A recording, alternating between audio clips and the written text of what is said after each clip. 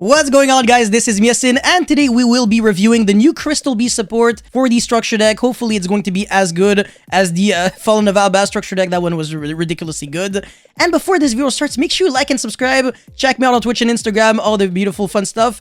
And now let's get right into the first card. So the first one is Crystal Protection Normal Spell card. You can only use the second effect of this card's name once per turn. So it reads, target one Crystal Beast monster card you control.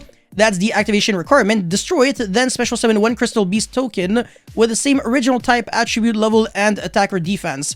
So it has to destroy a monster card. I don't think you can actually target spells and traps. Well, I mean, monster cards in the spell and traps, I don't know. Maybe as look, I'm garbage with ruling, so it's anyways, the second effect is if a Crystal Beast card or cards is placed in your spell and trap zone and this card is in your graveyard, even during the damage step, you can banish this card, special summon one Crystal Beast monster from your spell and trap zone. So this is actually pretty interesting because it would allow you to summon back your Ruby Carbuncle, which is kind of like a soul charge for all of your Crystal Beast in the spell and trap zones. I don't know though if people are still trying to play Ruby Carbuncle in Crystal Beast. A huge shout out to Neshi if you're watching this video because I actually have no idea how to play the deck. Everyone go check out Neshi's channel. Link will be in the description box below. Obviously, the Crystal Sensei. But yeah, no, I feel like the majority of the time you will try to turbo out Sapphire Pegasus because from what I know with the deck, it's basically the best card of the deck. And you're trying to also go over for Zenith, which is kind of like a one-card... well, I mean, it makes Sapphire Pegasus a one-card combo. It's like a one-card rank 4 and stuff like that. And if you're willing to play bricks, then it can probably FTK or something. Anyways, the next card would be Crystal Grace, a normal trap card. You can only use the second effect of this card's name once per turn. The first effect, though, is not once per turn. Special summon up to 2 Crystal Beast monster cards from your spell and trap zones, and if you do, gain life points equal to their total original attack. That's actually crazy. The fact that you can draw multiple copies of this card, and then use them all in the same turn, summon back a bunch of monsters, and Sapphire Pegasus always gets you another card, means that if you can summon one Pegasus with this card, you're most likely going to be able to summon even more monsters. And if a Crystal Beast card or cards is placed in your spell and trap zone while this card is in your graveyard, even during the damage step, you can banish this card, excavate the top card of your deck, and if it's a Crystal Beast monster, either add it to your hand or special summon it, otherwise send it to the graveyard. So you can actually use the second effect of this card's of this card the turn you also use the first effect. So therefore, since it is a trap card, you kind of get to combo off and be able to, I don't know, like freaking search a card if you really get lucky. The thing is, how are you guaranteeing the fact that you're gonna have a Crystal Beast card on the top of your deck? That's my only issue. But apart from that, it's a pretty sacky effect if you get the Oracle of Zephyr something into the top of your deck. But obviously, the first effect is probably what gets me really hooked with this card. But the fact that it's a trap card, a little turn off. So I don't know. It's good, but it's not like super broken. And also, this card is also good, but I don't know. Anyways, I think they're easily searchable though. I think with Crystal Bond or Bridge or something. I forgot the name.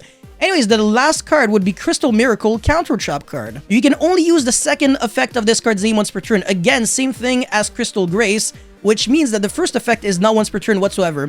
So when a spell or trap card or monster effect is activated, destroy one Crystal Beast card you control. So this time, I know for a fact that you can destroy the Crystal Beast cards in your spell and trap zone. It's not like the first one where I was a little confused if the Crystal Beast monsters in the spell and trap zones were still treated as monster cards, or they kind of became continuous spells and spell cards. But this time, you can destroy your monsters on the monster zone and in the spell and trap zone, which is actually pretty nice. And if you do negate the activation, and if you do destroy that card, that's actually ridiculously good. It's like a Salamangreat Roar, very easy to trigger, and not once per turn. That's ridiculous. And if a Crystal Beast card or card is placed in your spell and trap zone, while this card is in your graveyard, even during the damage step, you can banish this card, place one Crystal Beast monster from your hand, deck, or graveyard face up in your spell and trap zone as a continuous spell. I'll be honest with you, I don't even know if Zenith is treated as a Crystal Beast monster. I don't think it is, but if it... I mean, no, hold on. It most likely is because Sapphire Pegasus can actually get into it, so that would mean that this card, negating something, or even just getting foolished, really allows you to extend even more, on top of negating basically anything, and again, not being once per turn. So I feel like you kind of really want to play this, maybe a 3 in your deck, mostly just because of the fact that it's not a bad card to draw in duplicates, and of course the fact that it also has a ridiculously good graveyard effect. So one thing that I really like about the Crystal Beast deck is that it utilizes Foolish Barrel Goods really, really well, and it has a lot of searchers.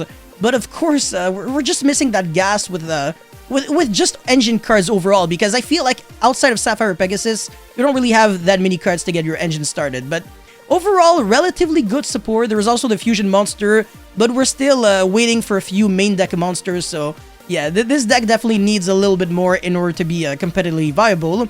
But again, when you're a boss like Neshi, you can make anything happen. And by the way, if I had to play Crystal Beast one very specific way, it would be the Trap Heavy Control build with Crystal Conclave. So if you don't know Crystal Conclave, basically it kind of allows you to float every single time one of your Crystal Beast monsters die. And also you get to send it to the grave and bounce back a Crystal Beast monster you control, even in the spell and trap zone, to the hand, as well as one card your opponent controls to the hand. So very good interruption, any card that just gets a lot of... it kind of refunds all of your losses, and I really like that. Also synergizes, I think, with... I think just cards that allow you to destroy your own cards, except if it's only when they're destroyed by battle or opponent's card effects. Again, I don't really know the cards very well, but yeah. Anyways, very interesting archetype. At least if you're playing this deck, you're winning with style. So that's pretty much it for this video. Let me know your thoughts in the comment section below. As always, don't forget to like and subscribe. I'll see you guys very soon. Peace.